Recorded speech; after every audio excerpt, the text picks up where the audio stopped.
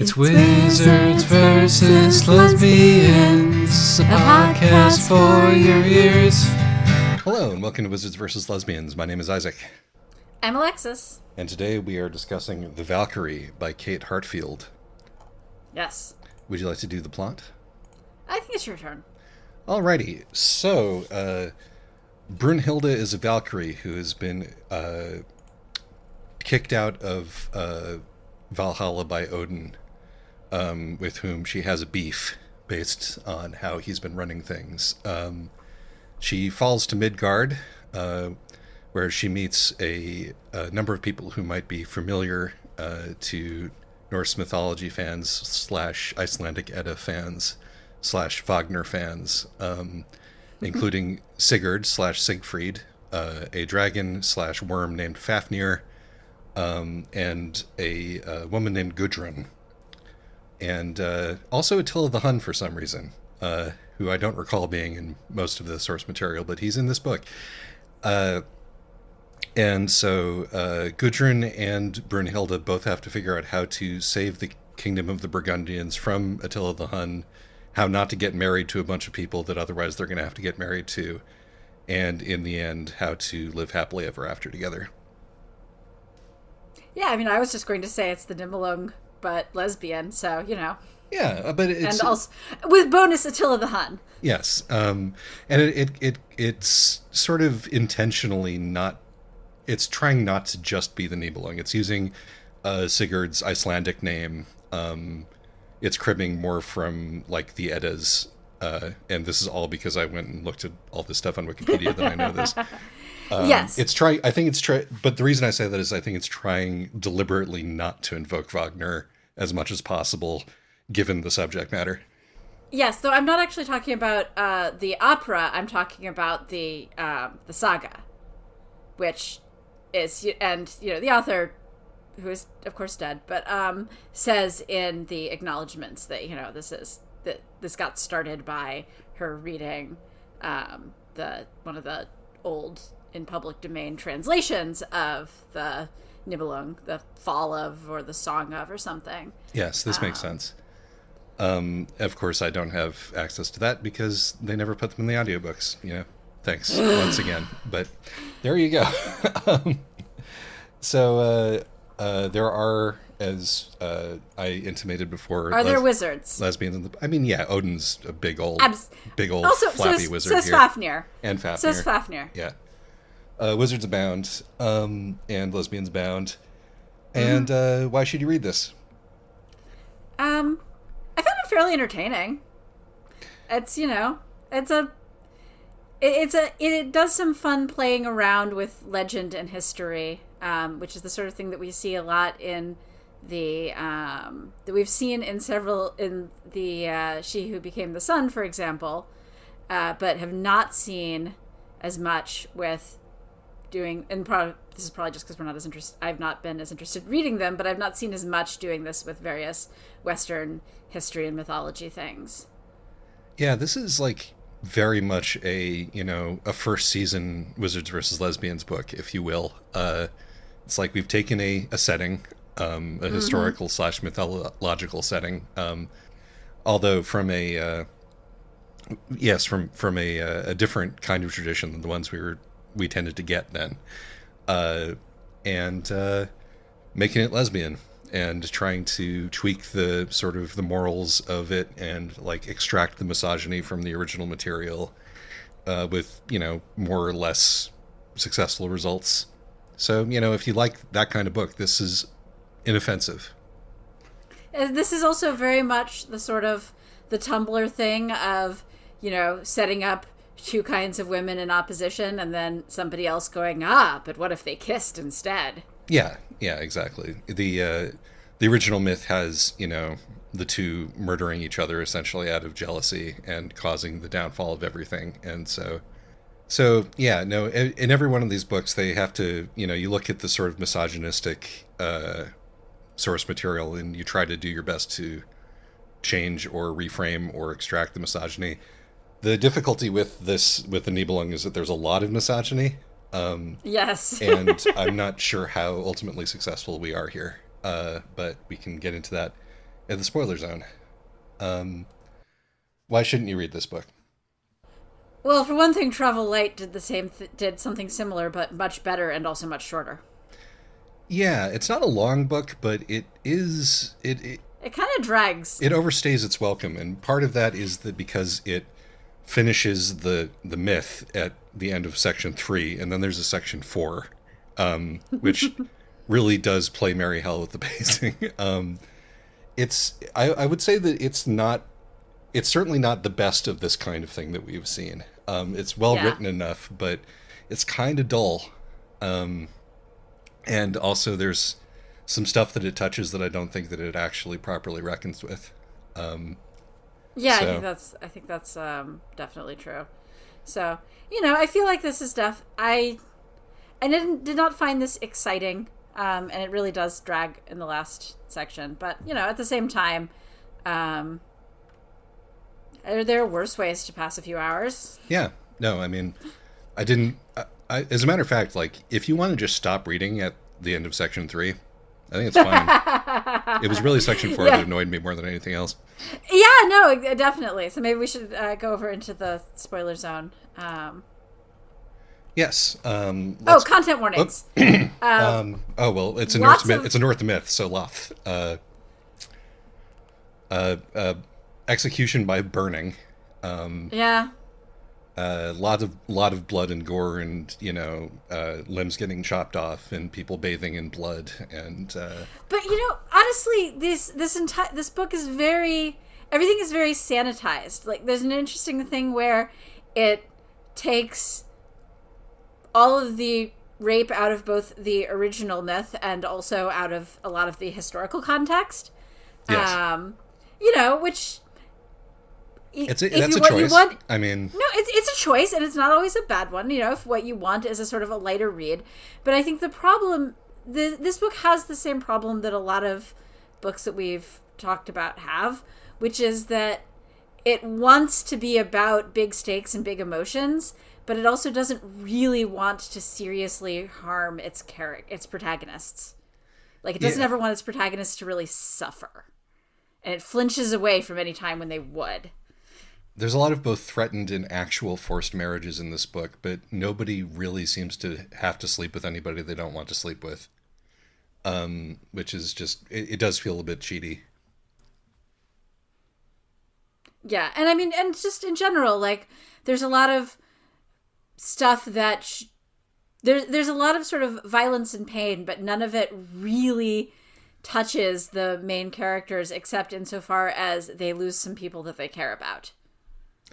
Yes, I would say that is correct. And yeah, no, most of their emotional pain is about being separated from each other, which I don't think that their relationship is set up particularly well. So that doesn't actually, come across particularly well either. But anyway. Anyways, onto the spoiler zone? Onto the spoiler zone. Yeah, let's talk spoilers.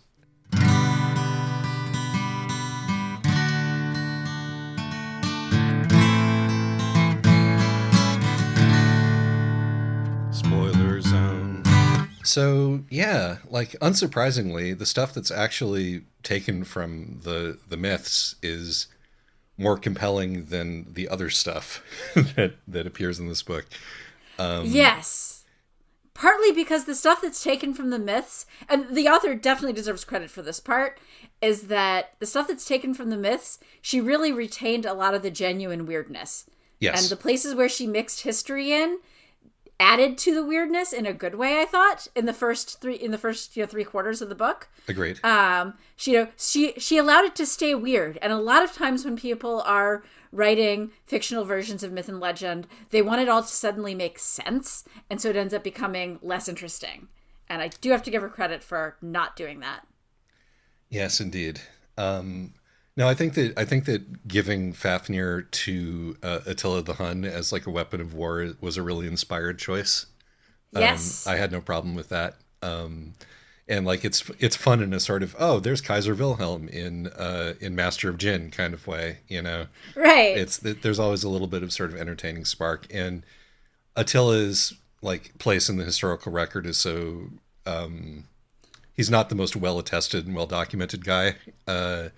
So, you can pretty much do what you want with him. I mean, he's not the least well-tested and well-documented guy. But again, she draws on a lot of the mythology surrounding Attila as well. Like, for example, Right. nobody actually knows how his brother died. Nobody actually knows how he died.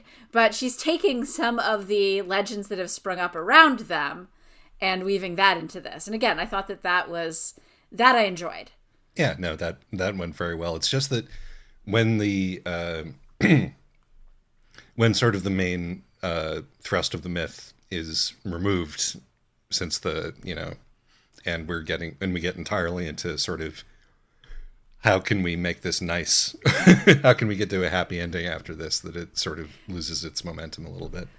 Well, it loses its momentum, and also it kind of has the JRPG problem of Time to fight God. right, like the thing is, well, you thought this was a story about a time and a place, and I mean, the idea of time to fight God was kind of baked into it in the first place, because she starts out falling from as basically a fallen angel. What if an angel were a Valkyrie? But it stops being a story about a time and a place, and instead it starts being a story about a cosmic battle. Yes, and an unfortunate thing about that, it isn't. And it also means that you have to cram an enormous amount of exposition about Norse afterlife mythology into the last, fifth of the book in a way that just brings it to a screeching halt, and then cram all of the action that you want into the last few pages, basically, just to make sure that everything is set up. And it really does not work because I'm like, right. Why? I don't care about, who goes to which afterlife. Why are we talking about this? Right. And I mean, there's also a thing where, because suddenly this becomes about a cosmic battle between, struggle between two gods, the characters being, if not 100% ordinary mortals, still being humans, don't actually have much to do, and so the big climactic thing is mostly just Odin and Freya talking to each other. Yeah, I finished this book Friday, 2 days before we recorded, and I cannot for the life of me remember what the actual denouement was. Neither could I. I had to, I was skimming through the book to remind myself of what happened. I was like, I remember all this, I remember all this, I remember all this, and then, bam, it's just, I completely forgot her entire sojourn in hell, where she makes friends with hell and then finds Siegfried and builds him a cabin for some reason. Well, I think I know why we have Siegfried building a cabin. We have sort of Brynhild. We have Brynhild building a cabin for Siegfried as some sort of reparation for allowing him to be murdered. Yeah, that itself is quite strange. But I think again, I know what the metaphorical weight of it is supposed to be, which is about masculinity. There's a lot of about masculinity in this book. We have a sort of a reprise of the theme from He Who Drowned the World, where everybody has sort of all of the potential kings have a tragic flaw in their masculine nature. Yes. Oh, yes, absolutely. Let's get a lesbian or a queen in here. Yes. And the book is also interested in being let's take this masculine idol, Siegfried, who we're not calling Siegfried. And I think that's a really, as I've said before, I think that's a really intentional choice. And let's see what we can do because he's a decent guy. He's probably one of the most well-developed characters in the story. Right. And his relationship with Brunhilde is probably the best developed relationship in the story, which is kind of unfortunate given that this is supposed to be a book about Brunhilde and Gudrun. Right. But it's so what do we do with this decent guy who has been tricked into being this horrible, bloodthirsty berserker war beast by Odin, the All-Father? Where do we put his masculine energy in a way that is safe and productive, and it's to, make him back into a blacksmith, right? Yeah, the thing is, I wouldn't say he's necessarily a fundamentally decent guy. Like, he's a more decent guy in this than he is in the myth. But, he's the most decent guy we have in this story, with the exception of the 2 gay guys. I mean, the thing is that, sort of, I don't know, like, because, I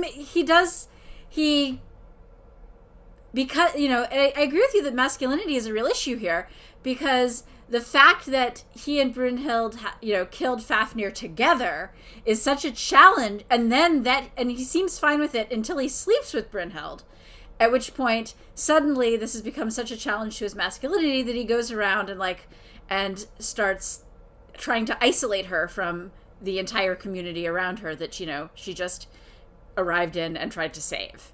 That's not really the action of a good guy. Neither is, so then you've got your sort of your ex-hookup who you're going out of your way to completely trash her reputation in the neighborhood. And then you trick her into marrying this other guy. Yeah. So I guess that, him being a decent guy, in quotes, isn't really important to the point that I'm trying to make. Okay. But the fact that she still likes him after all that says something. Right, it says that he's like a likable asshole. Right, exactly. And it's like, so what do we do with this person, And all of the ways in which he's an asshole are all very, like, tied to his masculine insecurity, right? Right. Like his need to be a hero, his need to live up to this masculine standard that Odin is making him try to live up to. Dad is, right? Well, it's not just Odin, it's also Fafnir's brother. Yeah. Who is also being manipulated by Odin. But regardless, all these father figures and, like, his godfather, his stepfather, they're all making him into this thing. And the All-Father.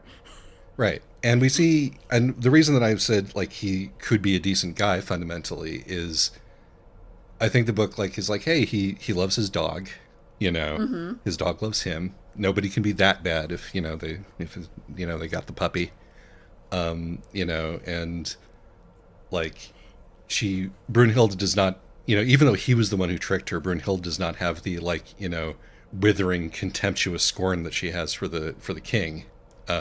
Yeah, she has that contempt for Gunnar, even though Sigurd was the one who actually did the thing. And so It's like, we can make something decent out of him. But we have to, if only he wasn't trying to live up to this masculine ideal. So I think that's what the whole setting him up in the afterlife is, sort of this masculine caregiver thing is. Right. No, I totally agree. I think my issue with this is that I don't think it works. And part of why I don't think it works is that she doesn't really, like, Sigurd, I think you're right, is probably the most developed character in the book, but the book never really digs into, because everybody likes him despite the fact that he's treating everybody really badly. Yeah. And so for me, I didn't walk away from this being like, okay, there's this goodness inside this man that can still be rescued, if only he weren't so insecure. It was more of, everybody is babying this insecure asshole and will continue to do so even after he dies. And I don't think that the book does a good enough job establishing how he's any different from Gunnar. I agree. And I think that is because this book is fundamentally misandrist. That's right, I said misandry. It's the soft bigotry of low expectations in the form of sitcom dads. If all you expect us to be is pigs and slobs, what else are we supposed to do? And I know that we are the ones writing all of those because it's to our advantage to have those kinds of expectations, but you don't have to buy into it. We can be better. And it's the kind of misandry that is like, well, we can't expect a man to be, like, actually reasonable or honorable. We can't expect, a man, particularly a dumb man like Sigurd, a hero man to like be moral. So instead, we're going to like, you know, cajole and baby and trick him into doing the right thing. It's like this is a book in which there are two big parent gods, and daddy is evil and mommy is good. One thing about Norse mythology is it still remembers the matriarchy. All these powerful women are hiding in the woods. And if you want magic, you have to go to them and steal or beg or borrow it. Nothing ever comes from men themselves. Yeah. And this repeats over and over again through the plot with like with Sigurd, I mean not Sigurd, with Gudrun's mom, the spirit protecting the Danube, and right. And Gudrun becoming like the witch of the woods, and all of this is like this book is not only like really down on masculinity and its flaws, it's really up on women's magic with a Y and two Ks. No, it absolutely is. And the thing is, I don't even feel like it's down on masculinity and its flaw. I mean, it is down on masculinity, but the thing that bothered me is that it wasn't in. It's not even that it wasn't interested in masculinity. It's that it acts. The narrative acts like it's interested in masculinity, but there's just nothing underneath. Yeah. No. And because, and for that matter, it also acts like it's interested in femininity and women, but there's really nothing underneath there either. I mean, again, this is something that I mentioned pre-spoiler zone, but all of the women, the bad thing that happens to, like, all of the women, their role is to care about the men in their lives, and the bad thing that happens to them is that the men in their lives die. But there's no, nothing else really bad happens to them. I mean, like, yes, Brynhild gets burned, but she doesn't really get burned, right? She goes unconscious from the smoke almost immediately, wakes up in hell with, largely uninjured except like a scorched scalp, and then goes off and has magical adventures. You know, she isn't permadead. And so I just, there's not, it doesn't even make a compelling case that masculinity is evil and like women are good because they are nurturing in the face of this evil, which would be standard, but at least would be taking a stand. Everything is so unexamined. I agree. And it's that kind of unexamined, sort of moral lacuna that leads you to the good ending being, all right, everybody, throw your lives away for Siegfried. That didn't happen at any point in history, mind you. It's like that's not a thing that really happened a lot, and some bad things happened as a result of that. How do you, for fuck's sake, how do you write a book like this and not address the elephant in the room? Because it doesn't. I think you would at least need to, I mean, there's like the last line of it, which is like, oh, I hope that people who, misappropriate our story, we're going to get you and burn you. But it's like, what? How? Also, it already happened. Right. I mean, but that's the other thing, is that this is, by turning this story that was a story of the Nazis into a story of witches, it becomes so that, it recasts this as, oh, the real victims in this story are women. But again, nothing bad ever happens to the women. And it's... this is actually a thing I've noticed in other old school women's magic feminist sort of stories, is that they go back to things like the Inquisition or... again, major founding mythology of the Nazis, and say, but the real victims were magical women, because everybody hates magical women. Yeah, there's a certain air of the narcissist about it, isn't there? Yes. Yeah. I also like the good ending for Gudrun the magical woman is that she turns a 15-year-old into a murder child soldier, which is exactly the thing that she was angry with Odin for doing. Yes. So, yeah, people is the same at the end of the day, even though, it's just like these people are on our side, so it's okay. Like that's pretty low effort as far as like moral content goes. Right. Well, and also, I mean, the whole thing with poisoning Attila was, in terms of narrative construction, it's fairly well set up. You've got the ring, which Sure. is, a nice callback to the ring of the Nibelung, and you've got her mother's ring that drips poison, and it shows up very early, and then it shows up again when she's forced later to get married to Attila, and then that poison gets called back to when she gives poison to Attila's newest bride, so that she can murder her husband. But there's this point where, the ring becomes meaningful largely when she uses it to poison Attila, but she doesn't use it to poison Attila to kill him, which would be the smart decision at this point. She just uses it to make him just sick enough that he doesn't rape her. And I mean, obviously self-defense, but why not just murder the man? You have the magical poison ring. Well, I mean, to the book's credit, she immediately regrets not murdering the man, and then, tries to fix her own generational mistakes by turning a younger woman into her her implement of revenge. I wonder if that's the real thing that happens. But anyway, no, it's I don't think the book thinks that she made the right move there. I don't think so either. But the thing is that it sets it up like it doesn't feel like she made a decision. It feels like she did this because Attila needs to be alive to make it to the next act.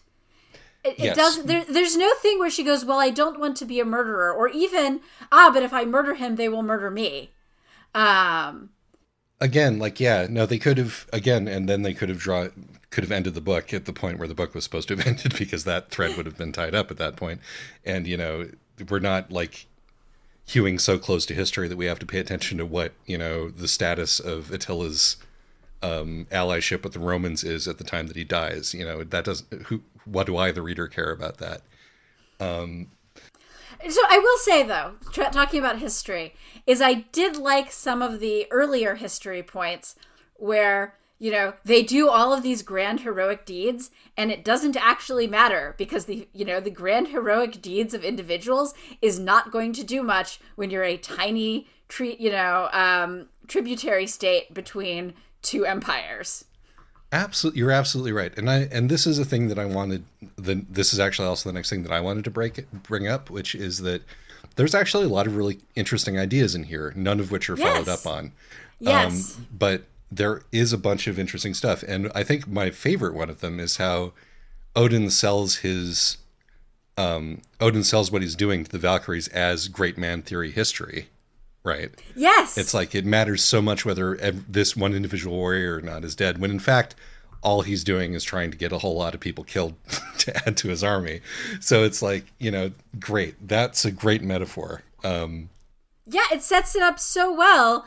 And then it follows through with, the fact that they have this big climactic battle, but then where they win thanks to the heroism of Siegfried, but then they have to murder Siegfried because, he's still in the battle frenzy. And in the end, none of it matters because the Romans are like, no, we don't want you to have this amount of power, so we're selling you out. Right. And like, that's all very well handled. The problem is that then, this is again the JRPG problem, making it into a cosmic struggle between gods actually ends up undermining it, because what it ends up coming down to is the action of individuals. Yes, it's just that, I mean, if we understand like Wotan and Freya as, agents of history or archetypes instead of as individuals, then it kind of makes sense. But this is Norse mythology. They're just people. Right. And the thing is that if you want them to be agents of history, you can't really have the climax be the two of them arguing with each other. Yeah, that's definitely not how that works. Mom and Dad are fighting again, and that's the end of the book. Yeah, no, this is the problem. Like there's a lot of really cool stuff that comes up and then just sort of and then just sort of exits or is unfortunately undermined in the very last part of the book. Another thing that is brought up, which is interesting and then is just sort of tossed, is I think that there was a really interesting arc to be had with Gudrun's understanding of her own people.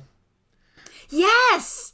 Because a lot of stuff, a lot of the setup there was really interesting. Yeah, and then it's just dropped completely. Like, but the sort of thing where she's like, oh, this woman who raised me was a slave and I didn't think about it at the time.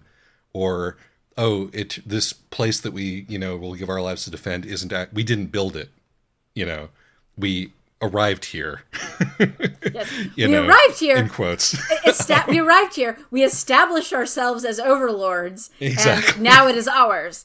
Right. And Brunhilde is like, the invading army is always the bad guy, And I'm like, well, I'm pretty sure you guys invaded here to get this place. I'm pretty sure that happened within living memory, actually. Right. Well, and again, this is the unfortunate thing where a lot of the men are the more interesting characters. You have this thing where between, the guy who is like the old school, no, we should go back to being raiding chieftains instead of settled kings. And then the guy who totally buys into the Romans, such that he mostly just goes around speaking Latin. And both of them are... Yeah, and that's actually a good example of individuals who are standing in for sort of forces of history. Yeah, definitely. But they are sort of removed from the board off screen. And so we don't get, we don't really get because, this is a nurturing feminine energy that we're doing in this book. And that means preserving the status quo and kind of ignoring, what we did to get here. Yes, well, and there's this whole thing where she's so happy to hear that the wannabe Roman guy who's never going to forgive the Romans for disillusioning him about their myths of who is civilized, and she hears that he's the new overlord, and she's like, oh good, he'll do such a good job, he won't give in to the Romans, and because she's not interested in politics, she's interested in being the local witch who cares for all the women and the animals. We stop following this, and so it's this frustrating thing where there's clearly this much more interesting story going on just 10 miles down the road. Right. And the setup for that is, Gudrun is like, well, I now understand the bit about the slaves and all of that. We're gonna free the slaves. We're gonna make this a real democracy. We're going to, despite our roots, we're going to make this a more perfect union and have a sort of liberal fantasy out here in the steppes, or on the banks of the Rhine. But because that, and that makes us the good guys. But because that's preposterous, particularly in this historical context, we put it over there so we don't have to look at what that would actually look like. And so that we don't have to watch it completely fall apart. Exactly. And part of that, again, is that, the main characters never really suffer. Alexis wants blood. Alexis wants blood. I don't know if you noticed, but Alexis wants blood. Again, but it's too bad because it sets up a lot of really interesting things, both at both the mythological level and at the historical level. It did make both of us go down Wikipedia rabbit holes reading about, the Roman guy who's, I'm already forgetting his name, but and Attila the Hun, and I learned a lot from reading this book because I wanted to know what was how much of it was in line with the historical record, and the Aetius, that's the Roman guy, Flavius Aetius. And the pull cover on the book is she does a really good job of balancing history and fantasy, and I think that is true. I think that the problem is she does a really good job of interweaving history and myth, but the last quarter, where it turns into more of a conventional fantasy novel, she's good at interweaving history and myth, not so much the fantasy part. Yes, no, that is definitely a distinction. And a real significant one. I thought that it's interesting how much of like, I mean, doing this podcast has kind of ruined my brain in this specific way. But like, I was like, man, this one really feels like a greatest hits. Like, we're doing the sort of alternating narrative thing from Time War. You know, we've got the mythological element, but with lesbians thing from any number of different books. They're like specific. Like, we're doing the sort of I was raised under fascism, but now I'm coming out of it thing from Some Desperate Glory with Brunhilde and Odin. We have, and it's like, yeah, it manages to sort of, and it like, you know, this is you could also, this is very reminiscent of Spear, although of course much worse, because it's not. Fan of the show. Nicola Griffith. Does very much feel like a pastiche of the zeitgeist. It does. I mean, and it doesn't feel like that in a cynical way. No, not at all. It's just, this is very much like, if you're just into the zeitgeist, though actually, the one thing about this that doesn't feel like the zeitgeist, this feels like the direction the zeitgeist is moving in. This feels, and it's an unfortunate direction, which is that it's moving away from its origins as lesbian space atrocities. Alexis wants blood. Alexis wants blood. Blood. And moving into that, and sort of moving into a kind of a throwback of women's empowerment, but this time more explicitly queer. Explicitly queer, but also sexless. Like, you know, what is given to the romance in this book besides the two people, you know, saying to each other in this epistolary fashion, you know, you are my love, my one and only, blah blah blah. Because, like, what do we actually see them do? I mean, you know, Brunhilde, I mean, I rolled my eyes so hard when Brunhilde looked at Gudrun and a shower of rose petals erupted. I'm like, that's a comedy beat. You don't get to put that here. You know?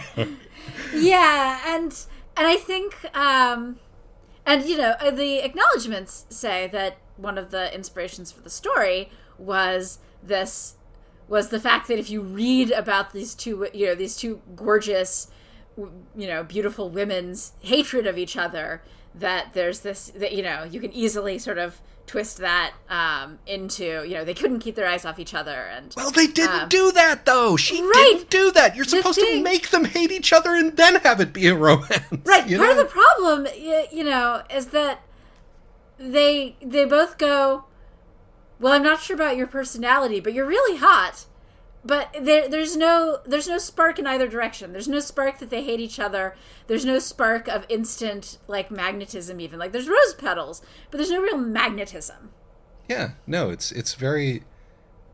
If that was, like, the genesis point of this, it feels like very, you know, very mathematical almost. It's like, yes, this could work. So I will put it here, you know.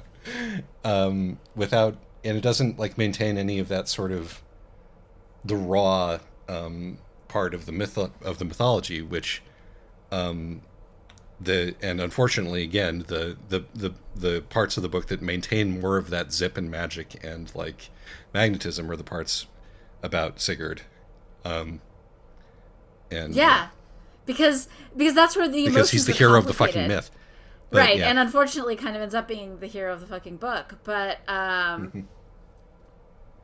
which, again, it's just, I guess the thing that bothers me about this book, which I found to be, you know, a perfectly pleasant read, is all of as we continue to tear it down.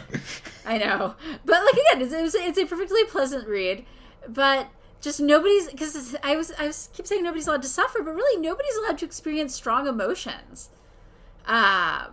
There's, everything here feels very sedate. Yeah, it's like... Even when somebody is being burned alive, there's just not, like, there's nothing particularly raw here. Yeah, it's like Brunhilde's anger toward Odin should be volcanic, right? Right. It's because she's so mad at him that she gets herself exiled and, is like falling to earth, both middle fingers extended. Right, exactly. Hits the ground, is like, yeah, well, good. I didn't want to stay in Valhalla anyway. Fuck you. It's actually, both of them start out with some spark. In the very beginning, like before they interact with basically anyone else. Brunhild has this sort of righteous anger that she stews in, but then kind of drops as soon as she finds something better to do with her time.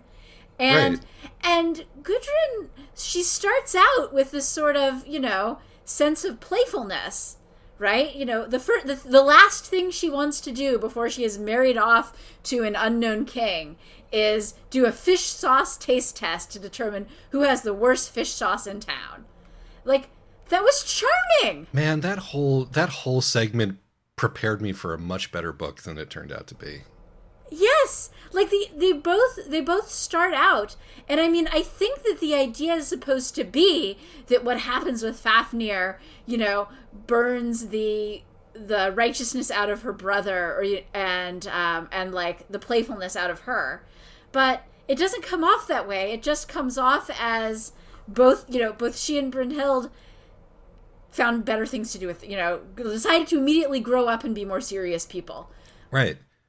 It's like immediately upon falling to earth, like, when Brunhild encounters Odin, she's not like, furious with him. She has already gotten to eye roll men, right. At that point, which is pretty much the place where she stays for the rest of the book. Right. Which is part of why, the thing with masculinity with Siegfried is that, like, this is why I feel like doesn't end up interrogating the masculinity, because it's not that he's a good guy, it's that her expectations of him are so low because he's just, he's a man. And of course he's going to, sleep with her, badmouth her to the neighborhood, trick her into marrying somebody else, and then, like, go on a killing rampage. What more would you... Boys will be boys. Yeah, no, that's why it's like, it's a kind of damning misandry, weirdly. But it's also kind of a damp misandry. Like, it is. Yeah. They don't even... Nobody's even allowed to be, like, really angry at the men. It is very strange. Because that's not safe. I think, actually going back to that, I think the number one thing that I wish this book had delved into more, and which I thought it was going to, particularly with the whole I am the scourge of God ambiguity thing, which I liked, is anger at lost faith. Yeah! Yeah, Fafnir was also another very interesting character that, who's significantly more interesting than most of the rest of the stuff that's going on. Yeah, right. And and the thing is that obviously he's got to die fairly early on. That makes sense. Yes. It would actually be really boring if he'd sort of stuck around and they'd had to keep trying to kill him. But this is it's supposed to be sort of that his dying curse lays over everything, lays over the gold. But again, none of that really feels like it goes anywhere. I wanted to feel, and I think you're right. Like, the whole thing with Fafnir and the idea of lost faith could have been, and like Sigurd, and he has this sort of loss of faith moment. And this could have been a shadow that lays over the rest of the book. If you grow up believing in God and you really believe in God, like on a deep level, and then you figure out there is no God, where does that leave you?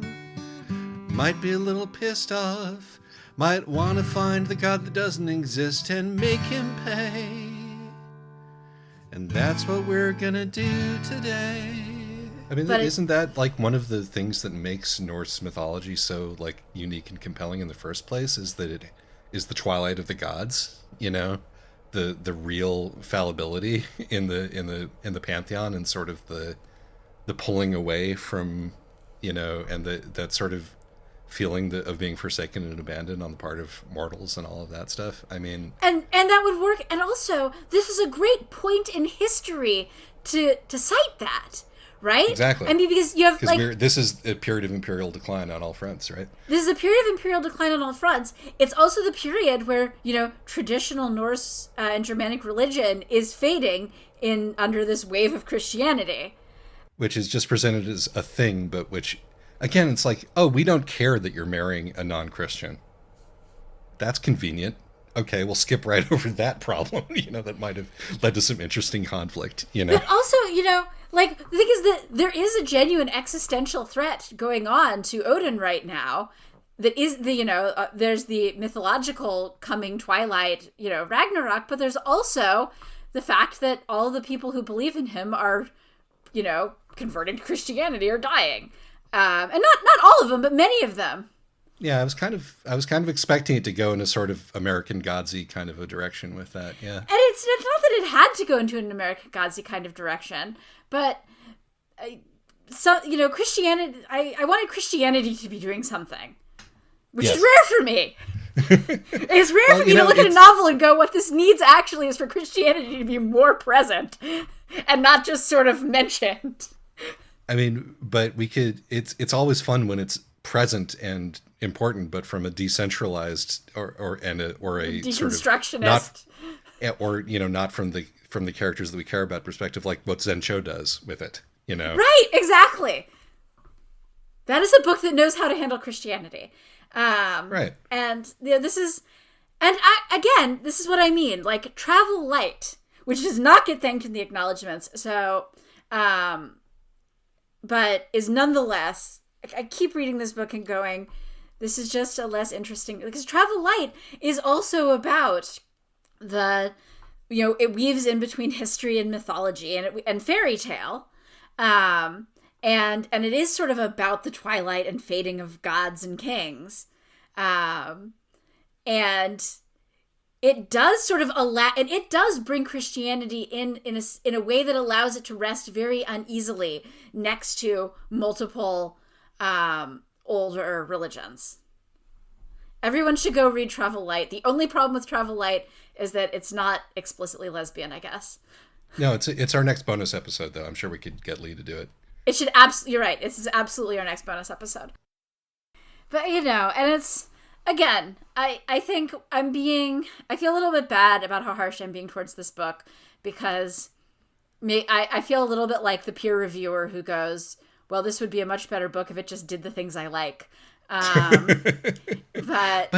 it's if it didn't tease me with a lot of things that it might have thought about doing and then didn't, I would maybe not have reacted quite as badly. Again, like when we had that beginning section when the narrator of the audiobook has two separate narrators for Gudrun and Brunhilde, which is a great touch. Yeah, and also that is a great touch. The way that the Gudrun narrator says fish sauce really added an extra zing to that section. But I was like, okay, cool. I'm up for this. And it looks like, you know, they keep mentioning like they keep intimating the sadness and the downfall ahead.